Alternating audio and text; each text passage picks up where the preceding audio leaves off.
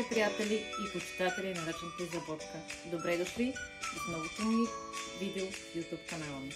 Днешното видео е на тема един ден с нас в дома на ръчната изработка. Вторият ми влог в историята.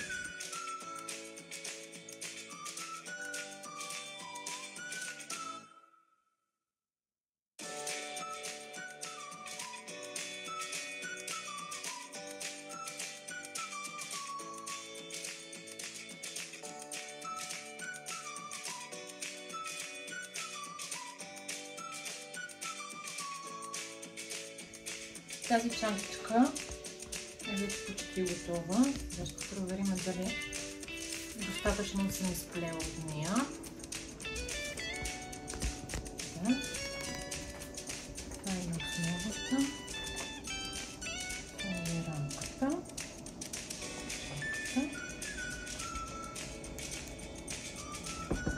Пътна е в един уникален цвят, топъл, мек, точно за зимния сезон.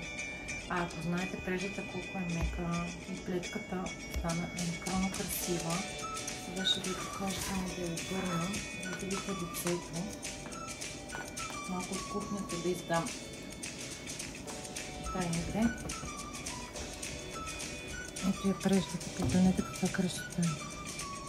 Много обичам за зимата такива плътни и груби прежди.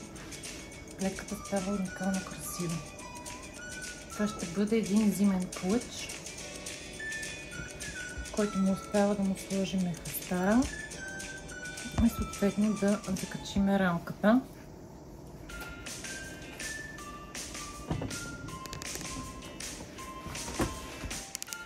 Да изрежем съответно тези конци, дето стъпчат. И към него съм приготвила отново пак за есенно-зимния сезон една изненада. Да видим дали тесно плетката. Няма да ви казвам какво е. Някои от вас може да се сетят. Но ще бъде нещо по-уютно за зима, което ще пасва много добре на тъмката. И комбинация двете ще бъде топ. Няма как да останете незабелязана с тази комбинация. Плетенето е моето хоби. Разтоварвам се, зареждаме и ми дава енергия и сила. Това не е моята професия. Съвсем друго работя. Но това е нещо, което определено ме тонизира и с него релаксирам. Обожавам събота и неделя, когато не пътуваме и сме си вкъщи, след като си свърши домашните ангажименти, да се отдам на моето хоби. За съжаление, имам безкрайно много идеи в главата си, но времето все не стига. Опитвам се максимално да изпълня това, което съм си наумила. Някой път ми отнема малко повече време, защото винаги, за съжаление, изниква нещо, което ми обърква плановете и не мога на 100% да се отдам на хобито си. Но пък за сметка на това, нещата, когато ги започна, ги довършвам до край и смятам, че се получава добре. Както ако се спомняте, съвсем в началото ви разказах откъде дойде моята страст с плетените чанти. Миналата година бяхме на почивка в Гърция, само че далечната част на Гърция, на един остров, и там ме впечатли, че по магазините масово се предлагаха плетени чанти, коя по-красиви бяха, уникално красиви бяха. И всъщност тогава аз си спомних, че едно време моята баба: "Баби, учете внучките си да плетат, от полза ще има." Моята баба ме е учила да плета. Взех вкъщи, когато се прибрахме, взех една стара прежда от майка ми, пробвах се. Тук там ми се получи, припомних си и реших, че ще плета чанти.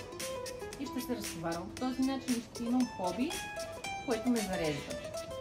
Казвайки на моите приятели какво съм решила да правя, те ме гледаха странно, даже не ми повярваха, че тези чанти са актуални и модерни. но аз не им обърнах внимание. Да, изплетох по една чанта, носят си, но не ми повярваха, че са толкова популярни и модерни в чужбина. Обаче, да ви кажа пред няколко дни какво ми се случи. Една моя приятелка беше на почивка в Турция. И хоп, една вечер получавам съобщение на поздрави от Турция и снимка на плетен клъч, сниман в един магазин. Така ли? И аз си написах, видя ли? Казахте, че са модерни, че са клауни. Поздрави, Саше! А сега време малко да поработим.